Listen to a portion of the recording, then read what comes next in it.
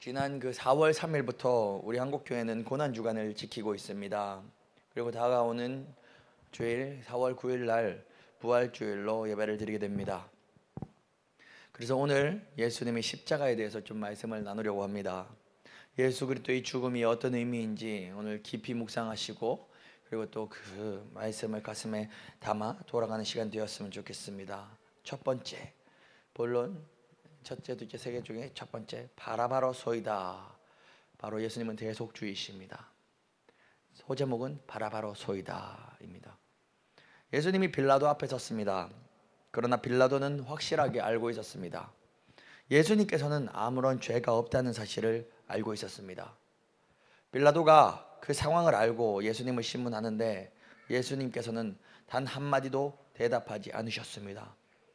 빌라도는 아주 크게 놀랐다고 성경은 14절에서 말하고 있습니다.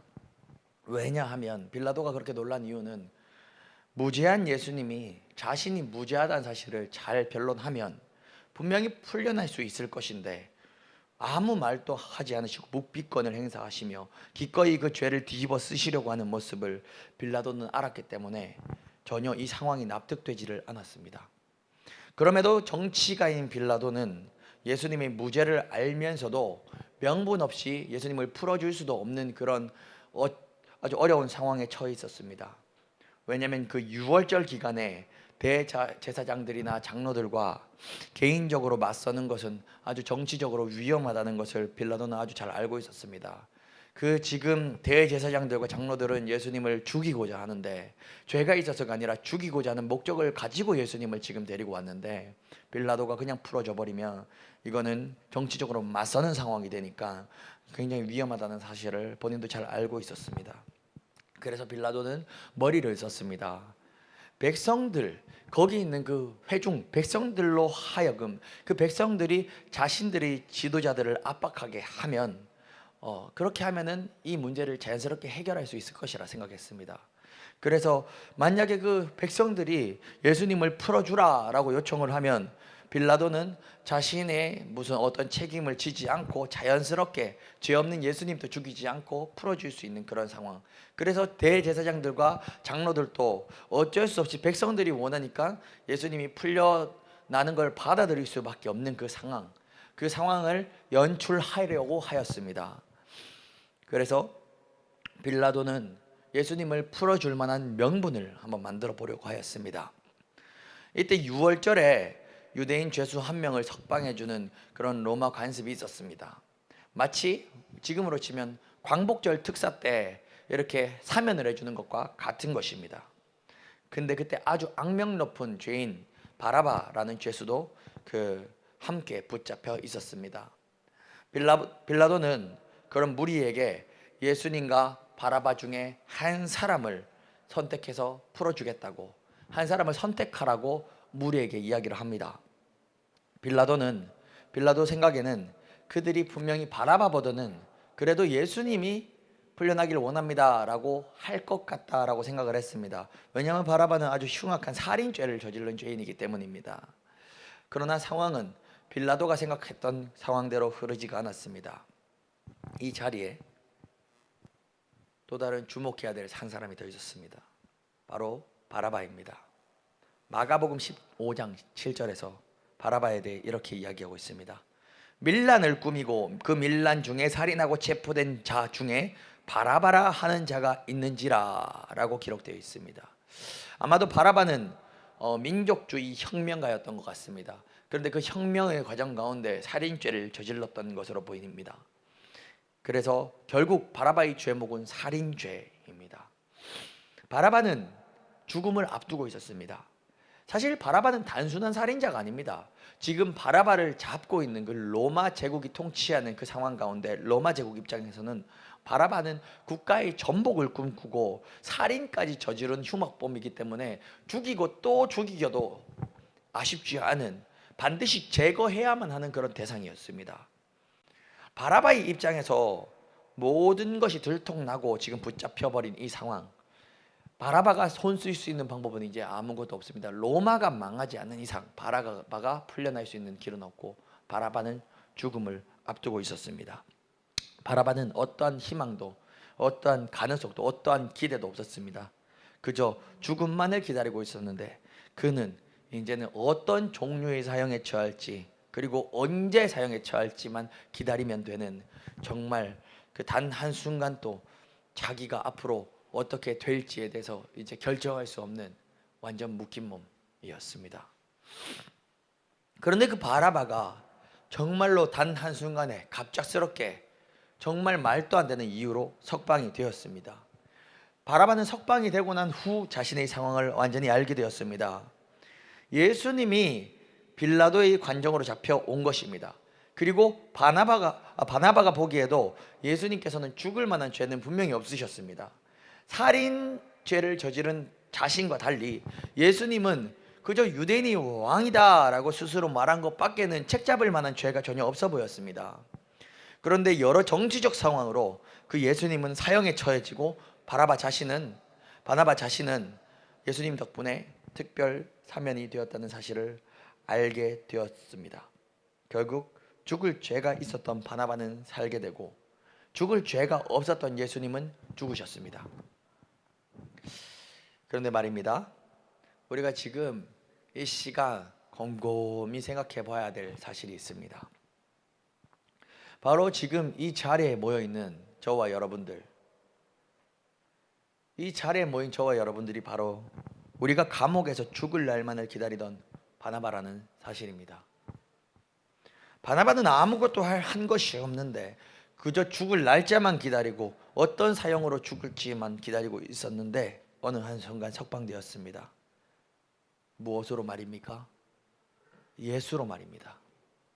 우리 모두도 죽음을 피할 수 없는 각자 다른 사형 날짜를 기다리고 있는 죄수인데, 그러나 예수님이 죽으심으로 우리도 바나바처럼 석방되었습니다. 우리도 죽음과 죄에서 해방되었습니다. 고린도후서 5장 21절, 하나님이 죄를 알지도 못하신 이를 우리를 대신하여 죄로 삼으신 것은 우리로 하여금 그 안에서 하나님의 의가 되게 하려 하심이라. 아멘. 이 시간 이 예배 현장 가운데 계신 우리 모두는 내가 바로 바나바, 내가 바로 풀려날 길 없는 바나바였다는 사실을 기억하고 예수로 석방된 그 바나바가 바로 나라는 사실을 기억하면서 예수님의 십자가를 좀 더 깊이 묵상했으면 좋겠습니다. 두 번째, 그가 남은 구원하였으되 자기는 구원할 수 없도다. 바로 십자가입니다. 27절에서 44절, 길지만 여기를 다시 한번 읽어보겠습니다. 27절에서 44절은 제가 어떠한 말로 이 상황을 설명해주고 풀어주기보다는 이 말씀 그대로를 느끼시면 좋을 것 같습니다. 이 말씀은 제가 어떠한 표현을 써도 표현할 수 없는 그런 사건입니다. 한 절 한 절을 읽으며 이 상황 가운데 들어가셔서 깊이 묵상하기 소망합니다. 다시 한번 27절에서 44절을 함께 천천히 읽어보겠습니다. 시작. 이에 총독의 군병들이 예수를 데리고 관정 안으로 들어가서 온 군대를 그에게로 모으고 그의 옷을 벗기고 홍포를 입히며 가시관을 엮어 그의 머리에 씌우고 갈대를 그의 오른손에 들리고 그 앞에서 무릎을 꿇고 희롱하여 이르되 유대인의 왕이여 평안할지어다 하며 그에게 침뱉고 갈대를 빼앗아 그의 머리를 치더라. 희롱을 다 한 후 홍포를 벗기고 도로 그의 옷을 입혀 십자가에 못 박으려고 끌고 나가니라. 나가다가 시몬이란 구레네 사람을 만나매 그에게 예수의 십자가를 억지로 지워가게 하였더라. 골고다 즉 해골이라는 곳에 이르러 쓸개탄 포도주를 예수께 주어 마시게 하려 하였더니 예수께서 맛보시고 마시고자 하지 아니하시더라. 그들이 예수를 십자가에 못 박은 후에 그의 옷을 제비 뽑아 나누고 거기 앉아 지키더라. 그의 머리 위에 이는 유대인의 왕 예수라 쓴 죄패를 붙였더라. 이때에 예수와 함께 강도 둘이 십자가에 못 박히니 하나는 우편에 하나는 좌편에 있더라. 지나가는 자들은 자기 머리를 흔들며 예수를 모욕하여 이르되 성전을 헐고 사흘에 짓는 자여, 네가 만일 하나님의 아들이거든 자기를 구원하고 십자가에서 내려오라 하며, 그와 같이 대제사장들도 서기관들과 장로들과 함께 희롱하여 이르되 그가 남은 구원하였으되 자기는 구원할 수 없도다. 그가 이스라엘 왕이로다. 지금 십자가에서 내려올지어다. 그리하면 우리가 믿겠노라. 그가 하나님을 신뢰하니 하나님이 원하시면 이제 그를 구원하실지라. 그의 말이 나는 하나님의 아들이다 하였도다 하며 함께 십자가에 못 박힌 강도들도 이와 같이 욕하더라. 예수님의 사형 장면은 참으로 비참하게 짝이 없습니다. 이 성경의 하얀 종이에 기록된 그 검은색 활자로는 주님이 상처 입은 등과 찢긴 이마에서 흘러내리는 그 붉은 피를 도저히 온전히 표현할 길이 없습니다. 우리가 몇 초 만에 읽어내린 이 구절들로는 몇 시간에 걸친 그 지독스러운 고문으로 겪으신 예수님의 고통과 두려움과 충격을 온전히 전달할 수가 없습니다. 그저 따뜻한 예배당에서 푹신한 의자에 앉아서 편안하게 말씀을 듣고 있는 우리는 고통의 울부짖음과 피 냄새와 진땀 나는 그 사륙의 현장을 느낄 수가 없습니다. 이 본문은 고통, 조롱, 학대, 모욕, 희롱과 같은 굴욕이 가득합니다. 세상 누가 과연 그 고통을 겪고 싶겠습니까? 갈대로 예수님의 머리를 톡톡 치면서 발가벗겨가지고 그 십자가에 매다는, 얼굴에 침을 뱉고 그 모욕을 신 대신 예수님이 겪으셨습니다. 특히나 죄가 없는 사람이 남의 죄를 대신 뒤집어 쓰고 그 고통을 감당하고자 하는 사람이 과연 이 세상에 누가 있겠습니까? 그 십자가를 피하실 권세는 분명히 예수님께 있으셨습니다. 그 권세가 있음에도 불구하고 그 더러운 꼴을 그저 다 감당하셨습니다. 또한 이 본문은 인내, 사랑, 은혜, 자비와 같은 겸손이 가득합니다. 십자가 위의 예수님은 하나님의 아들인데 그 하나님의 아들이 어떻게 자기 아버지에게 온전히 순종하셨는지를 보여주는 아주 아름다운 장면이기도 합니다. 그런데 이 장면에서 가장 아이러니한 장면이 바로 저는 42절 말씀이라 생각합니다. 42절 함께 읽어보겠습니다. 시작. 그가 남은 구원하였으되 자기는 구원할 수 없도다. 그가 이스라엘 왕이로다. 지금 십자가에서 내려올지어다. 그리하면 우리가 믿겠노라. 대제사장들과 서기관들은 그리고 장로들은 예수님을 희롱하였습니다. 그리고 그들은 이렇게 말합니다. 그가 남은 구원하였으되 자기는 구원할 수 없도다. 그가 이스라엘의 왕이로다. 지금 십자가에서 내려올지어다. 그리하면 우리가 한번 믿겠노라. 이 대사는 사실 희롱의 대사입니다. 발가벗겨 십자가에 매달리신 예수님을 향한 욕을 퍼붓는 장면이 바로 이 대사입니다. 종교 지도자들은 예수님을 향해서 자기 자신의 생명도 구원하지 못하는 인간이 감히 하나님의 아들이라 사칭하고 남을 구원한다고 하더니 꼴 좋다, 꼴 좋아, 저가 남은 구원하였으되 자기 자신조차도 구원 못하는구나. 자신이 분명히 하나님의 아들이라 얘기했으니까 한번 진짜 하나님의 아들이면 한번 내려와 봐라 라고 비꼬아 말한 것이 바로 이 42절의 대사인 것입니다. 그래서 그 비꼴 때 하는 얘기가 그가 남은 구원하였으되 자기는 구원할 수 없도다 라는 이야기입니다. 그런데 종교 지도자들이 모르고 했던 이 조롱은 사실이었습니다. 예수님은 선택하실 수 있었습니다. 예수님은 십자가에서 내려오실 수 있었습니다. 예수님은 십자가에 내려오셔서 자기 자신을 살리실 수 있으셨습니다. 하지만 예수님이 십자가에서 내려오시고 자신을 구원하셨으면 우리 모두는, 지금 이 자리에 모인 우리 모두는 죄를 용서받을 길이 없어지는 것입니다. 예수님이 자신을 구원하셨으면 우리 모두는 영원한 지옥뿐이었습니다. 예수님은 우리를 구원하시기 위해 자신을 구원하지 않기로 작정하셨습니다. 예수님은 우리를 살리시기 위해 자신을 죽이시기로 결심하셨습니다. 44절에서 예수님은 그 현장에서 가장 낮은 자인 옆에 달린 두 강도들, 그 죄수들에게도 조롱당하셨습니다. 함께 십자가에 못 박힌 강도들도 이와 같이 욕하더라. 그럼에도 예수님은 자신을 죽이시기로 결심하셨습니다. 도대체 왜 그렇습니까? 저와 여러분들을 살리시기 위해서 말입니다. 마지막 세 번째, 엘리 엘리 라마 사박다니, 버림받으심입니다. 엘리 엘리 라마 사박다니, 예수님은 십자가에서 부르짖으셨습니다.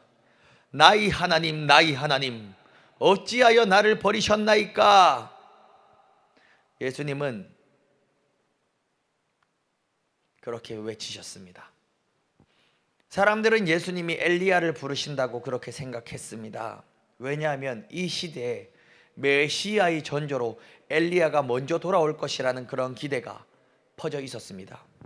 그래서 어떤 구경꾼은 달려가서 해면을 가져다가 신 포도주에 적셔서 갈대를 꿰어 예수님의 입에 가져다 드렸습니다.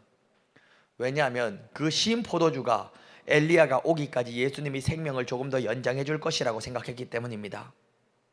그러나 이 외침은 엘리야를 부르신 외침이 아니었습니다.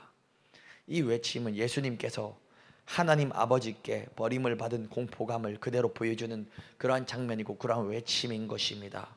그 외침 후에 예수님의 영혼은 떠나가셨습니다. 예수님께서는 하나님 아버지께 버림받으셨습니다. 십자가에 못 박힌 고통보다 하나님 아버지께 버림받으신 것이 훨씬 더 큰 고통이었습니다. 예수께서 죽으시고 하늘과 땅을 구분했던 성전의 휘장이 위로부터 아래로 찢어졌습니다. 이것은 이 일이 이 땅에서 이루어진 일이 아니라 위로부터 이루어진 일인 것을 보여줍니다. 찢어진 휘장은 하나님의 메시지를 선포합니다. 한 아들이 거절됨으로써 아버지가 더 많은 아들과 딸을 얻게 되었다는 것입니다. 예수가 거절됨으로써 아버지가 더 많은 아들과 딸들을 얻게 되었다는 것입니다. 하나님 아버지께서는 훨씬 더 많은 자녀에게 용서를 베풀기 위하여 자신의 독생자 예수를 버리셨습니다. 아들의 희생이 지성소에 바쳐졌고 그 피로 그를 믿는 모든 사람이 하나님의 보좌 앞에 나아갈 수 있게 되어졌습니다. 말씀을 정리하도록 하겠습니다. 오늘 이 자리에 예배드린 우리 모두가 바로 내가 바나바입니다. 예수께서는 내 죄를 대속하셨습니다. 예수께서는 내 죄 때문에 그 십자가를 지셨습니다. 그리고 그 십자가를 피하지 않으셨습니다. 예수께서는 내 죄를 위해서 하나님께 거절당하고 버림받으셨습니다. 우리의 죄는 결코 가벼운 죄가 아니었습니다. 우리는 사형을 받아 영원한 지옥에 떨어지기로 작정된 사람들이었습니다. 그러나 하나님의 사랑은, 예수님의 피는 그 계획을 모두 파괴하였습니다. 영원한 지옥이 아닌 영원한 천국으로 우리를 옮겨 주셨습니다. 그 사랑을 이 시간 철저히 느끼며 그 사랑을 찬양하길 간절히 소망합니다.